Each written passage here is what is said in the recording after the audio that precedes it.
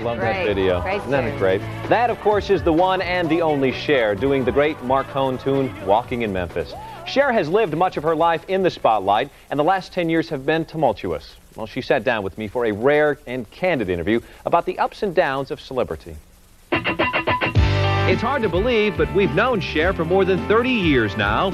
Even harder to believe, the once bell-bottom flower child is 50 and lamenting one of age's predicaments. What about romance now? I mean, what's going on? I'm 50, there is no romance in my life. There will never be. I'm over the hill and that's it. I'm finished. I'm not going to let you walk out of here thinking that you're over the hill, please. Yeah, like I really think I'm over the hill. I don't really have any romance right now. I'm kind of semi-available. Yes, the woman linked to much younger men like Rob Camilletti, Richie Sambora, and Val Kilmer is available, but older guys need not be afraid. Age has never been a thing with me, but if I waited for men my own age to ask me out, I would have never had a date my entire life. Who is an attractive person to you at this point in your life? I kind of like tough guys. Mm-hmm. You know, I like guys that seem like they'd want to throw you around, but wouldn't. What do you have to offer that guy? More than you can possibly imagine. We will keep on turning. Primary keep on turning. Of course, the first man in Cher's life was Sonny, and despite years of divorce and feuding and insults, they remain forever linked. He said that he's never had chemistry with anybody else, the kind of chemistry he had with you. Yes, that's true. And I could say the same thing. I don't care what he says about me. I don't care what I say about him. There's a bond that Sonny and I have that's like unbreakable.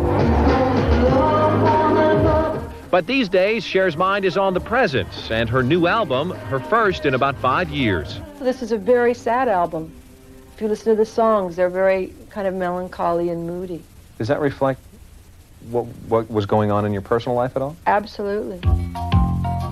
What was going on was what Cher calls the worst period in her life, a time in which she says she suffered from chronic fatigue syndrome. I was just sick constantly, and I couldn't get up out of bed. I would say for 2 years, I didn't get up that much. I didn't go anywhere very much. And then I got pneumonia from it, and then I was really sick, and I thought I was dying. It was around the same time that Cher learned daughter Chastity was gay. The free-spirited mom was stunned by her own reaction. It was really hard for me. It was just devastating because as a parent, you feel like you've done something wrong, something to cause it. You know, it's so easy to be liberal about everything and you don't know what you believe until you're faced with it. And then I know how I feel about it now. You know, I don't care. I don't give a Among Cher's own changes, she admits to plastic surgery on her breasts and nose, but she wishes everyone would leave the subject alone. When I used to bust my ass and work out all the time, everyone said that I did it, you know, with implants and butt tucks and all that kind of stuff. And if I want to have my breasts put on my back, they're mine.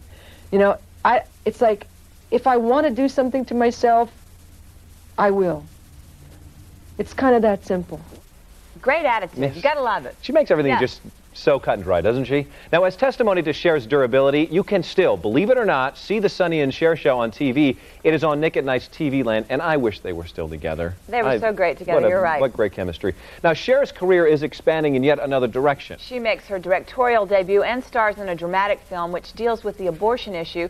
If These Walls Could Talk is the story of women living in 3 different decades and also stars Demi Moore and Sissy Spacek. Now, If These Walls Could Talk debuts on HBO October 13th. You know, and Cher is very issue-oriented. She sure the is. Last time I saw her in Cannes, she was there for Amphar with Elizabeth Taylor and Sharon Stone. She's a great lady. Well, anybody who wants to put their breasts on their back, fine with me. Fine with you.